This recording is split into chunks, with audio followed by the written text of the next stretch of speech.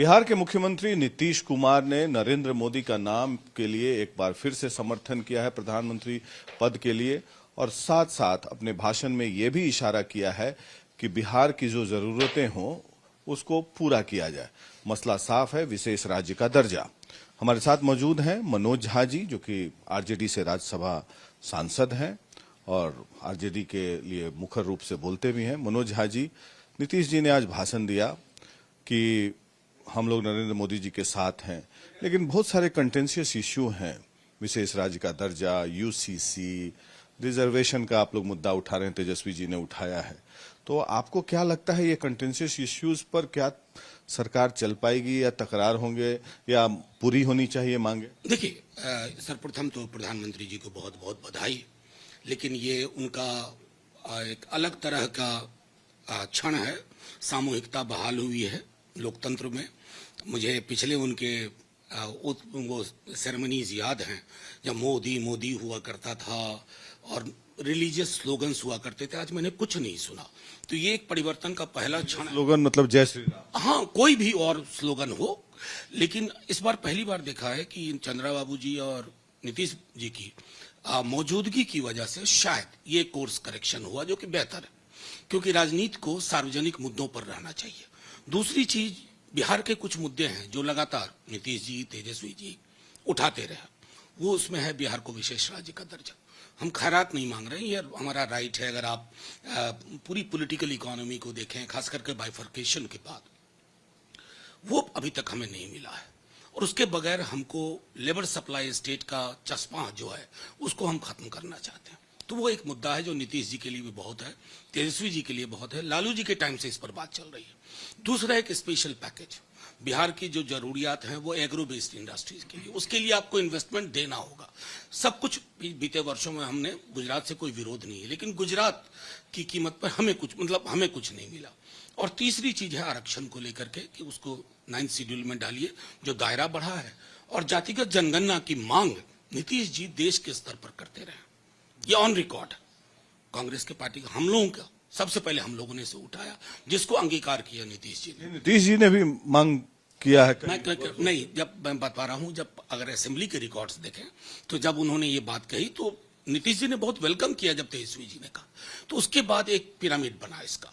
लेकिन है कि देश के स्तर पर अगर नहीं होता तो सिर्फ बिहार से कोई कुछ हासिल नहीं होगा।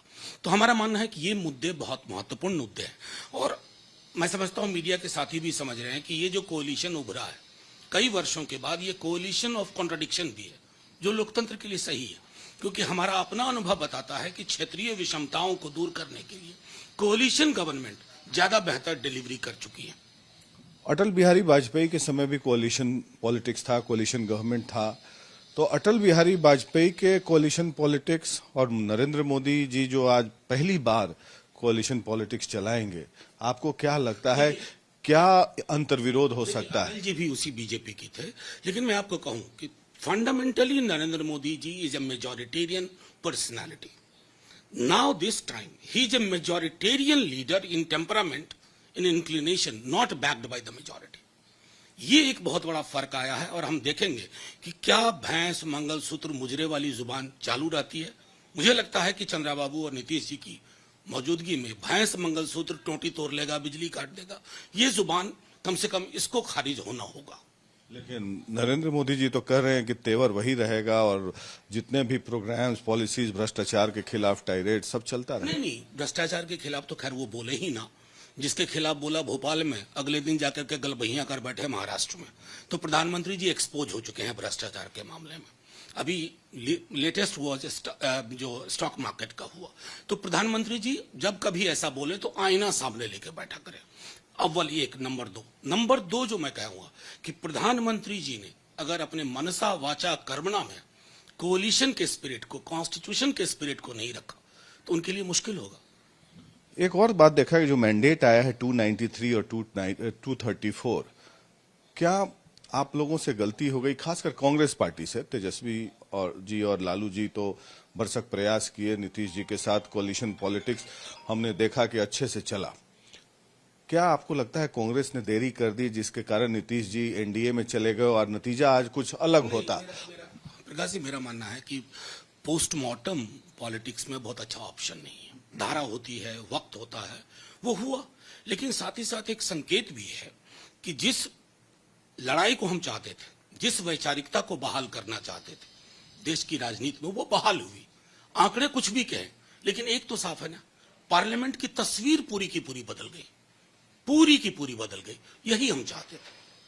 क्या आपको लगता है कि आने वाले दिनों में नीतीश कुमार फिर आपके साथ आ सकते हैं, या आप वेलकम करना चाहेंगे या आग्रह करना चाहेंगे हमारे चैनल के माध्यम से कि नीतीश जी, आप बोलते रहे कि सेक्युलर पॉलिटिक्स के पुरोधा हैं, सोशलिस्ट हैं? मैं इस तरह के स्पेकुलेशन में नहीं जाना चाहता, वो जहां हैं वहीं रहे, लेकिन जो बिहार की जरूरियात है, जो सेक्युलर सोशलिस्ट डेमोक्रेटिक पॉलिटी की जरूरियात है, मैं समझता हूं ये दोनों लोग उसको प्रोटेक्ट करने की कोशिश करेंगे। भैंस मंगलसूत्र मुजरा वाली जुबान खत्म होनी चाहिए देश। भारतीय जनता पार्टी तो ये कह रही है कि एनडीए स्ट्रांग है, स्मूथ सेलिंग होगा, स्मूथ फंक्शनिंग होगा गवर्नमेंट का। आपको क्या लगता है? मुझे बेहद खुशी है प्रकाश जी, एनडीए एनडीए इतनी बार सुन रहा हूं ना 96 घंटे से, तो कानों को बहुत अच्छा लग रहा है कि देखो ये जो मोदी मोदी मोदी खत्म, मोदी सरकार, मोदी की गारंटी नहीं, एनडीए। ये लोकतंत्र में सामूहिकता जो हमारे संविधान का स्पिरिट है, उसकी बहाली का क्षण है। परिणाम अपनी जगह।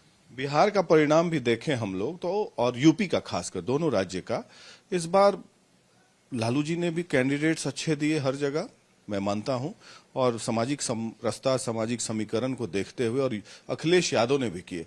ये क्या संदेश देता है अगले आने वाले चुनाव के लिए? जो अखिलेश जी ने किया और जो तेजस्वी जी लगातार A to Z या MY और बाप जो कहते हैं, उसका संदेश ये है, कोई समुदाय हमसे छूटेगा नहीं, हाथ पकड़ के चलेंगे सारे समुदायों का। लेकिन अपनी जो एक लंबी लकीर है जो उन्होंने बिहार में कर दिया, बिहार में कोई पॉलिटिकल पार्टी हो वो रोजगार समझ रही है, नौकरी मतलब तेजस्वी, और इसका प्रकटीकरण, इसका जिसको कहते हैं ओपनिंग अप, अब ज्यादा देखेंगे विधानसभा चुनाव में।